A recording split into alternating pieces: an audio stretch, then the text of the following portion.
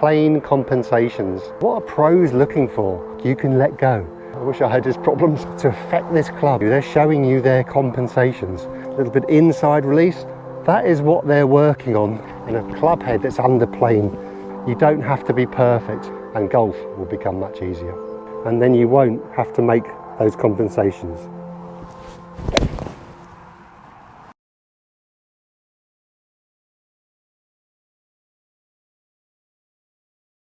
Hi everyone, welcome back to another video here on the channel. Thank you very much for joining me. My name is Warren Bennett, star of the show.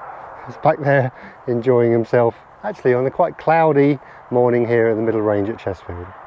So as you can see from the title or the thumbnail, I'm not sure which, plane compensations.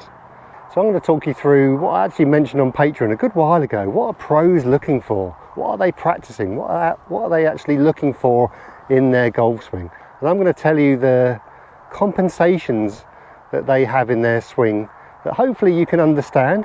This isn't going to be an in-depth of how to get on plane, but I'm going to tell you a few variations that you can, maybe help with your swing or just understand the golf swing as well. So I'll get the front camera set up.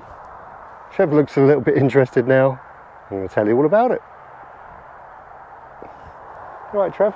Okay, let's get straight into it. Now I've got a 7-iron, so my 7-iron plane is going to be slightly different to a driver plane. I guess that's why Bryson has his clubs all the same length, I guess apart from the driver, because he wants to swing it on plane. So what pros are looking for, and hopefully I'll get my club head quite close to plane line here, as you can see with a white line or a line going up here. Now what pros are looking for is to get this club head tracking down the plane line as much as possible, as close as possible. There is obviously a Goldilocks zone, but you don't want to be extreme, and that's what you're looking for. Obviously I can't feel that, so I'm making moves. Hopefully over time I've learnt to get this club down on plane. Now for me, left to my own devices, I'm slightly under plane, so if I just swing really without too much thought here, I'll be probably naturally a little bit under plane, and the ball's shown me that, a little bit up the right, a bit toey and a little bit inside. So that might be a little bit different to the first swing I did. And my swing's falling into a little bit of an old pattern because I haven't practiced. I've had a really bad ankle I'm trying to get over, so I haven't practiced. So it's going to fall into a little bit of an old habit. So you've got to understand what your habit is.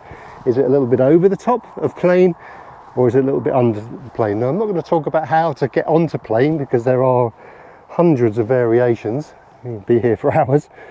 Okay, this is what pros are looking for.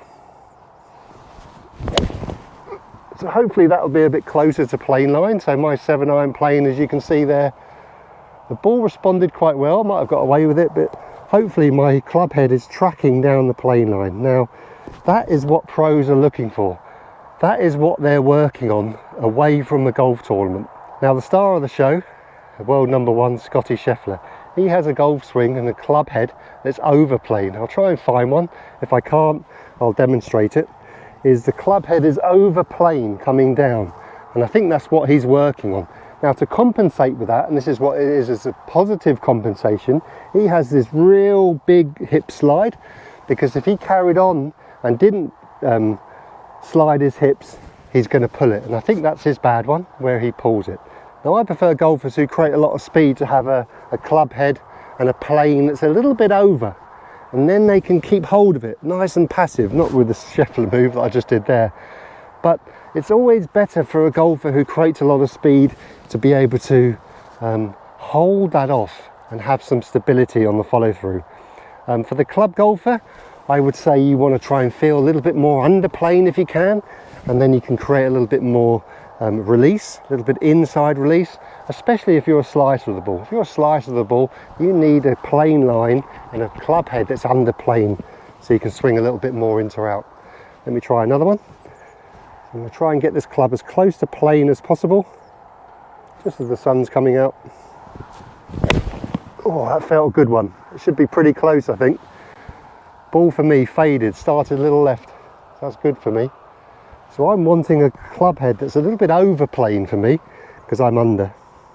How you get there, if you want a club head that's a bit under plane or feel, there's different variations. There's a load of drills on the channel for that. Now the other side of the fence is someone I would say Obviously we are talking elite here, but Rory, let's say we've all seen Rory swing, but on his bad day I think he gets a little bit underplayed, and he kind of has a positive compensation. He doesn't let his arms go from here. He has this kind of trappy look he does with his body, so that's a good thing. But on the bad day he gets a little bit too inside, and I think he can't stop it. There's a bit of stalling and hooking and blocking going on there, obviously to an extremely high standard, so I wish I had his problems. For a majority of players walking down the range at a pro event, they're looking to get this club on plane, if not slightly above. And that's why you see a lot of golfers with an aim stick here, so they're mirroring their plane and they're feeling their club out, and then they can keep hold of it, putting a little bit of fade spin on the ball. Oh, that started a little bit more left, so that might be a little bit above plane actually. May not be, I might have flicked it from the inside. But over time, this is why I've learned over time, what movements can I do to affect this club to get it as close to plane as possible. And then, like I've said, the golf ball will be your best teacher. You will learn, right, okay, the ball's done that, it's spun there, what have I done? And you'll learn that over time. That's not a 2-second thing, but yes, that's what pros are looking for. But you don't have to be perfect. And these golfers out on the range aren't perfect. But the good news is you don't have to be perfect, and these two golfers I've shown you, albeit extremely elite, this is what they're showing you. They're showing you their compensations. Their compensations from being over or being under plane. So if you want to be as consistent as possible, get this club head as close to plane as possible, and then you won't have to make those compensations. Okay, I'll show you where that one is as well. Hopefully you'll see it with the sun coming out, hopefully it won't be too silhouetted, but that's what you're looking for. Obviously there's different ways in to try and get this club as close to plane as possible. This is what the Academy is here for, to try and get this club in a position where you don't have to do the work. You can let go, so the club takes care of itself. So I've mentioned this a couple of times. The golf companies, the testing companies, have all that. The original was called the Iron Byron machine. What that does, it actually swings the club literally on plane on the way through. There's no changing of plane. I'm not saying that's a good or bad thing, but what that's doing, it doesn't change planes. It has a little hinge mechanism on its arm, and then on the way down, it's kind of, I think it stops at the top of the backswing, but on the way down, it just tracks on this plane. Absolutely perfect, because the machine probably hasn't got the compensations. It doesn't know. So it just puts it in a perfect position coming down, so the club then just releases.